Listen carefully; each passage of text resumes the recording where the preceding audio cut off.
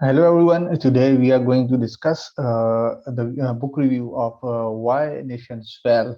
It is the most widely read book across the globe.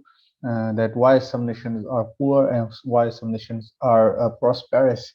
So let's begin with this. So first of all, the theme of this book is why some nations are prosperous and some countries are poor. कि क्यों कुछ countries prosperous हैं और क्यों कुछ countries poor हैं, ठीक है ना। ये पूरी इस थीम के ऊपर ये बुक जो है वो क्या करती है, रिवॉल्व करती है, ठीक है ना, कि कुछ कंट्रीज जो है वो प्रोस्पेरस क्यों है और कुछ कंट्रीज जो है वो पुअर क्यों है, ठीक है। फिर उसके बाद जो बुक आंसर करने की कोशिश करती है वो ये है कि political and economic institution interact in causing poverty and prosperity. फिर ये बुक जो है ना इन चीज़ों को निकालने की कोशिश करती है, इस बात की आंसर को देने की कोशिश करती है कि पॉलिटिकल और इकोनॉमिक जो इंस्टीट्यूशंस हैं वो किस तरीके से आपस में इंटरेक्ट करती है। जब ये इंटरेक्ट करती है और यही इनकी जो है ना, या तो वो पॉवर्टी की तरफ लेके जाती है या वो प्रोस्पेरिटी की तरफ लेके जाती है, ठीक है। ये इसकी मेन इस बुक की जो थीम है वो यही है कि अगर इंटरेक्शन इन दोनों इंस्टीट्यूशंस की, पॉलिटिकल इकोनॉमिक की बेहतर हो तो फिर वो प्रोस्पेरिटी की तरफ लेके जाएगी, अगर बेहतर ना हो तो पॉवर्टी की तरफ लेके जाएगी। ये चीज है जिसके ऊपर ये पूरी book, everything is revolves around this theme in the book. After that, the key outcome of the book is that powerful elite in poor state is the main cause of poverty, inequality, and backwardness. Means those who are poor countries, they have, I think, you can say that the author says that powerful elite is the root cause of all the ills. कहते हैं कि जो powerful elite है वो root cause है तमाम problems, मतलब तमाम मसाइल की जड़ जो है वो पुअर कंट्रीज में वो पावरफुल एलीट है। क्यों?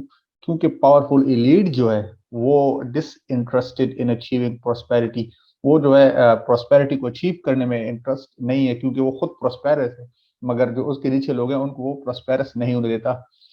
Also they are disinterested in preventing innovation. They don't want any type of innovation in their country, in their society. And also they have extractive institution. Extractive institution means they are based on absolutism.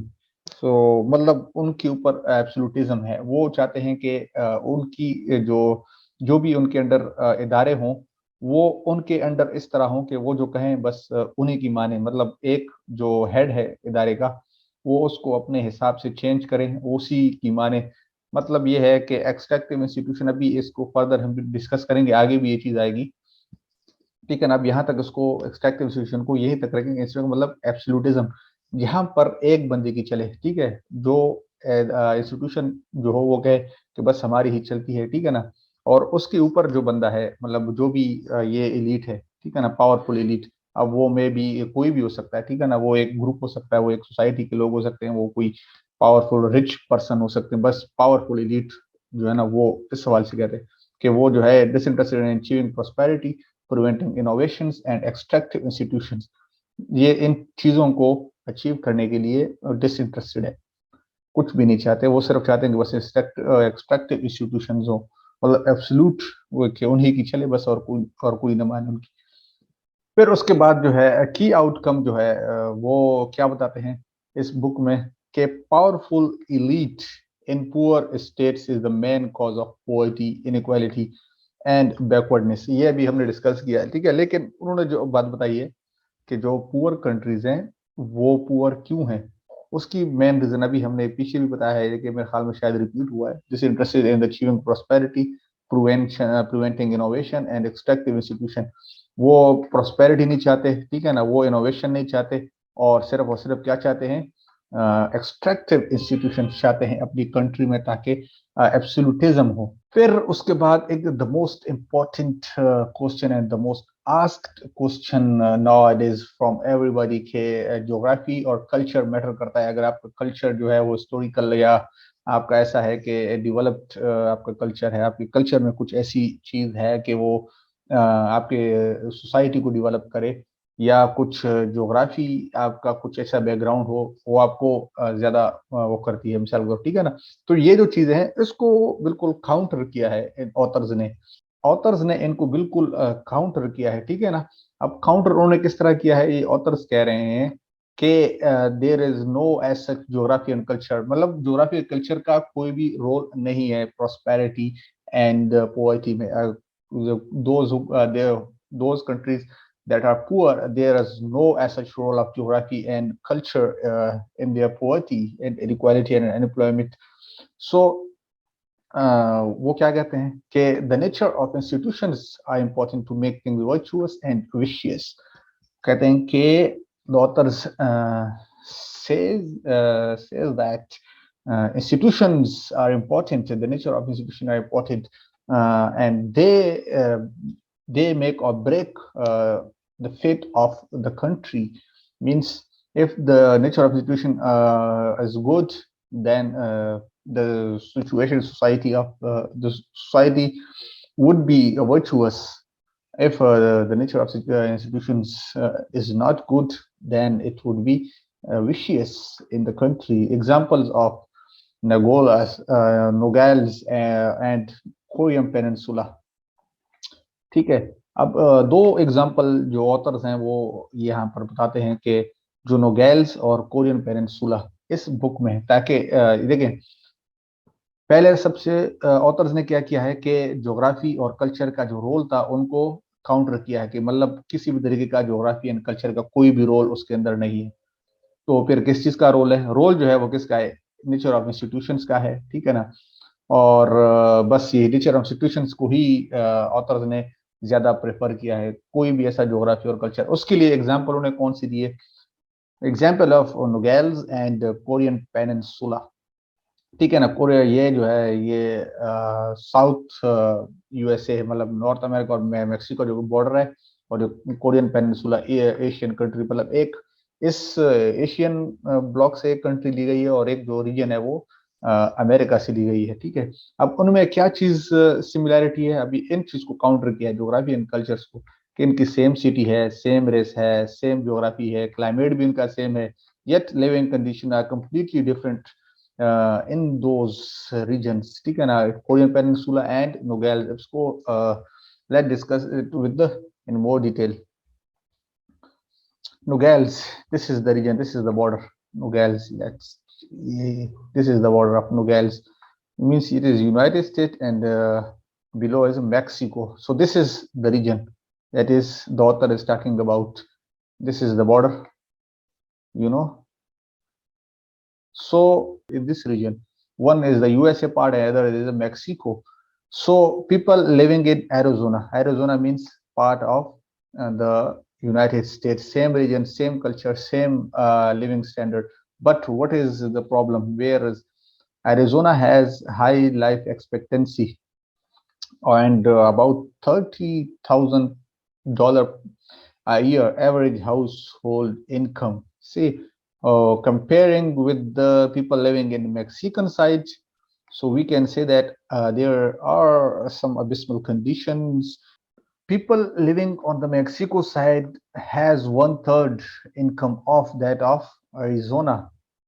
Also, it is not simply that, but also no access to quality education in the Mexican side. Also, there is no quality education, healthcare, and other public facilities. Means there are completely dismal conditions in the Mexican side. Though the region is same, there are geography. The geography of the region is same, and also the same culture, same race, and same history and background of the people. But you can see the difference. So let's check another example of it.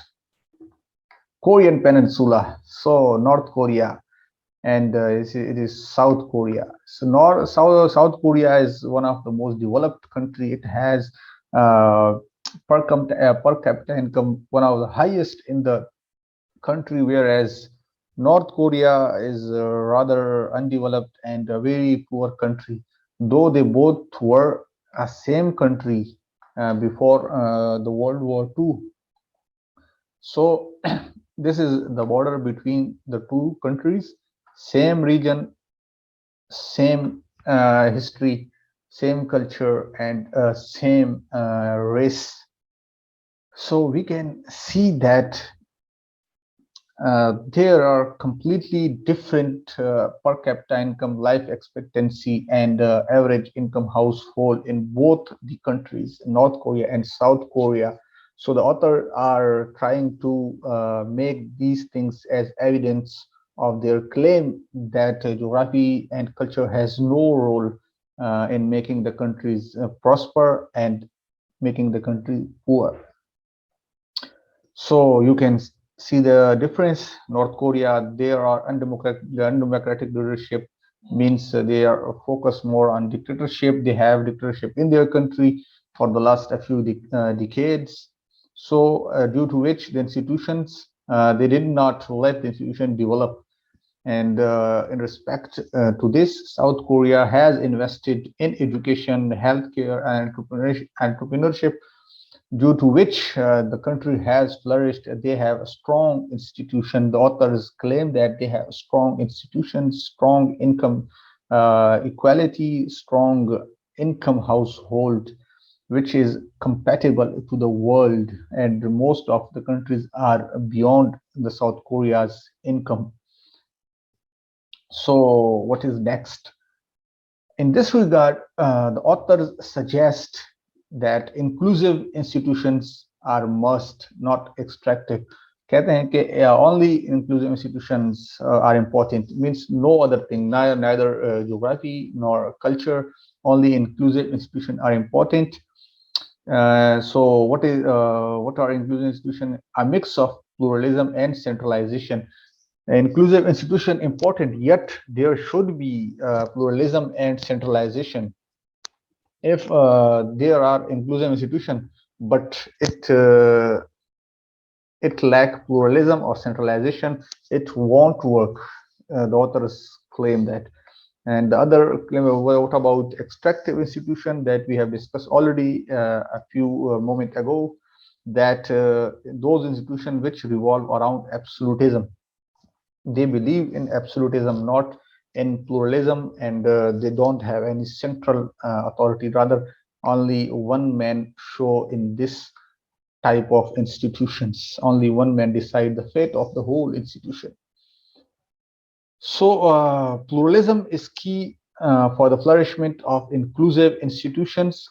So means what the authors say that in inclusive institution, pluralism is must, and also centralization is must. Without it, inclusive institution won't work. So because centralization is for enforcing the rule of law, if the state is not powerful, chaos and lawlessness become inevitable. Example is Somalia, because Somalia has some sort of political power is distributed among different institutions. It means they are a bit plural, almost plural, yet they are lacking central authority in their country. They can't enforce rule of law. That is why Somalia is undeveloped. If Somalia has any type of central authority, it would have a developed country in most developed country in the region. But because of lacking of central authority, they are poor and they are unable to implement their laws, and they are unable to enforce rule of law in their country. That is why Somalia is a poor country and underdeveloped country.